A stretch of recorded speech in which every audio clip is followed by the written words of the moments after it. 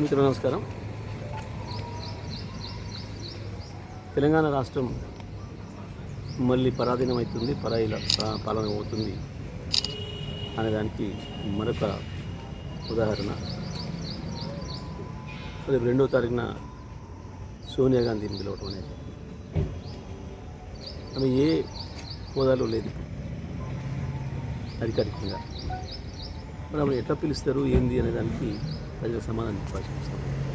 కాంగ్రెస్ సగం రోజుల పరిపాలన ఢిల్లీలోనే జరుగుతుంది గత 5 నెలలుగా. ఇక్కడ ఏం పని చేయాలన్నా ఢిల్లీ నుంచి అనుమతి తీసుకోవాల్సిన పరిస్థితి వచ్చింది. తెలంగాణ తనను తాను పరిపాలించుకునే స్థితి నుంచి మళ్ళీ పరాధీనతకు లోనైన పరిస్థితి మనం చూస్తూ ఉన్నాం. రాష్ట్ర హక్కులకు సంబంధించి కూడా, నదీ జలాలకు సంబంధించి కూడా ఒకవైపు కృష్ణను తీసుకుపోయి కేంద్రానికి అప్పచెప్పే ప్రయత్నం, గోదావరిని కావేరికి తరలించే కుట్ర, ఇవన్నీ చూస్తుంటే తెలంగాణ ప్రజలకి మరొక ఉద్యమం తప్పదు అనే ఆలోచనకి రావాల్సిన పరిస్థితి వచ్చింది. ప్రజలు గమనించాలి. తెలంగాణ ప్రజలందరూ 10 ఏళ్ళుగా మనం ఎట్లా చేసుకున్నామో సొంత పరిపాలన, మనకు తెలిసి మన సమీప చరిత్రలో గత 400-500 సంవత్సరాల చరిత్రలో తెలంగాణ వాళ్ళే పరిపాలించుకున్న సందర్భం కేవలం 2014 జూన్ 2 నుంచి మొదలైంది. అది 2023 డిసెంబర్ వరకే జరిగింది. మళ్ళీ దురదృష్టవశాత్తు ఢిల్లీ అనుమతుల కొరకు, ఢిల్లీ పెత్తనం మీద ఆధారపడి బతకాల్సిన పరిస్థితి వచ్చింది. ఇది రాష్ట్ర ప్రజలందరూ కూడా గమనించాలి. ఇక రాజకీయాల విషయానికి వస్తే ఏ రకంగా ఒకటొకటి ఎగ్గొడుతూ ఇచ్చిన హామీలని దొంగలో దొక్కి మోసం చేస్తుందో కాంగ్రెస్ పార్టీ స్పష్టంగా మనకు అర్థమవుతుంది, మీకు అందరికీ కూడా అర్థమవుతుంది.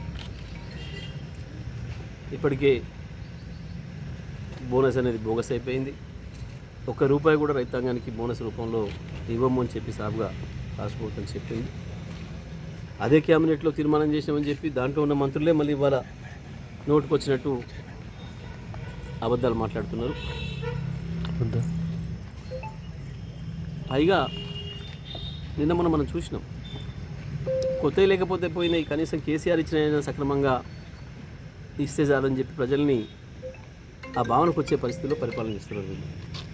విద్యుత్ విషయంలో ఉప ముఖ్యమంత్రి ఎంత బుకాయించినా బట్టి గారు, నిన్న మనం వరుస సంఘటనలు చూస్తూ ఉన్నాం. అది మేము చేసిన ఆరోపణలు కావు, బీఆర్ఎస్ బీజేపీ మీద చేసిన ఆరోపణలు కావు.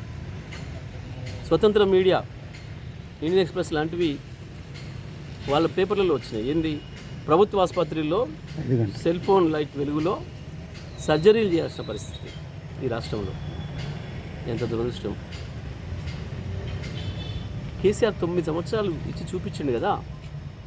9 సంవత్సరాలు వరుసగా నడిపిన దాన్ని నడపలేని పరిస్థితి ఉంది ఇవాళ. మీరు అంటే మీ పరిపాలన ఎంత అపరిపక్వంగా ఉందో స్పష్టంగా కనబడుతుంది, లేదా నిర్లక్ష్యాన్ని తెలియజేస్తాము. ఒకవైపు పాఠశాలలు, గురుకుల పాఠశాలల్లో పిల్లలు ఈ దేశంలో ఎక్కడ లేని పద్ధతుల్లో అద్భుతమైన మెనూ ఏర్పాటు చేసి ఏ రోజు ఏం పెట్టాలి పిల్లలకి అనేది కూడా ఏర్పాటు చేసి మేము నడిపి చూపించినాం. మీరు ఇవాళ దాంట్లో కూడా పాపం విషాహారం ఇచ్చి పసిపిల్లలను చంపుతున్నారు, వందలాది మందిని ఆసుపత్రులు పాలు చేసి అనారోగ్యం పాలు చేస్తున్నారు. ఇంత తొందరలో ఇటువంటి వైఫల్యం తెలంగాణలో జరుగుతుంది, తెలంగాణ ప్రజలకి ఇంతటి దురదృష్టం వస్తుందని చెప్పి ఎవరు కూడా అనుకోలేదు. కానీ జరుగుతున్నది ఇది. వీళ్ళు పరిపాలనను వదిలిపెట్టి పార్టీల మార్పులు, బీఆర్ఎస్ పార్టీ నాయకులపైన, కార్యకర్తలపైన భౌతిక దాడులు చేయాలి, చివరికి హత్యలు చేయాల్సిన స్థితికి వచ్చింది. హత్యలు చేసి భయపెట్టించి నడుపుకుందాం ప్రభుత్వం అనే స్థితికి వచ్చింది కాంగ్రెస్ పార్టీ దిగజారి. రాష్ట్ర ప్రజలు అందరూ కూడా గమనిస్తున్నారు. మా పార్టీ నుంచి పోతారు, మా పార్టీకి వస్తారు అని చెప్పి ఎవరు మాట్లాడినా, కిషన్ రెడ్డి మాట్లాడినా, మహేష్ రెడ్డి మాట్లాడినా, వెంకరెడ్డి మాట్లాడినా, ప్రజలు మాత్రం ఎటువైపు పోవాలంటే పోతున్నారు. ప్రజలు కేసీఆర్ వైపే చూస్తున్నారు. మీరు ఆశలు పెట్టో, భయపెట్టో, బలవంతం పెట్టో, దౌర్జన్యంగానో ఏం చేసినా సరే తెలంగాణ ప్రజానీకానికి తిరుగుబాటు చేయడం అనేది మొదటించిన లక్షణం. తప్పకుండా మళ్ళీ ఎప్పుడు ఎన్నికలు వచ్చినా కేసీఆర్ కొరకే ప్రజలు ఎదురు చూస్తున్నారన్న విషయాన్ని స్పష్టంగా చెప్తారు. ఇవాళ మీరు మాట్లాడేవన్నీ మేకపోతు గంభీరాలు, మీ పరిపాలన చేతగాంతనాన్ని దాచిపెట్టుకోవడం కొరకు మాట్లాడుతున్న మాటలు తప్ప ఇంకోటి కాదు. దాని లోక్సభ ఎన్నికల తర్వాత పార్టీ ఎన్నికల తర్వాత ఎలాంటి మార్పు వచ్చే అవకాశం? లోక్సభ ఎన్నికల తర్వాత కాంగ్రెస్ పార్టీనే కుక్కలు కొట్లాడుకున్నట్టు కొట్లాడుకుంటుంది. ఆ పార్టీ చీలికలు పేలికలు అవుతుంది, బలహీనమవుతుంది తప్ప ఇప్పుడు ఇలా మాట్లాడుతున్న మంత్రులే తెల్లవారి నుంచి ఏమేమి మాట్లాడుతారో మీరే చూస్తారు. ఎన్నికల ఫలితాలు అయిపోయిన తర్వాత ఈ రాష్ట్ర ప్రభుత్వం గతి ఏమవుతుందో అనేది కూడా ప్రజలకు అనుమానాలు ఉన్నాయి. మొదలు మీ సక్కగా చూసుకుంటే మంచిది.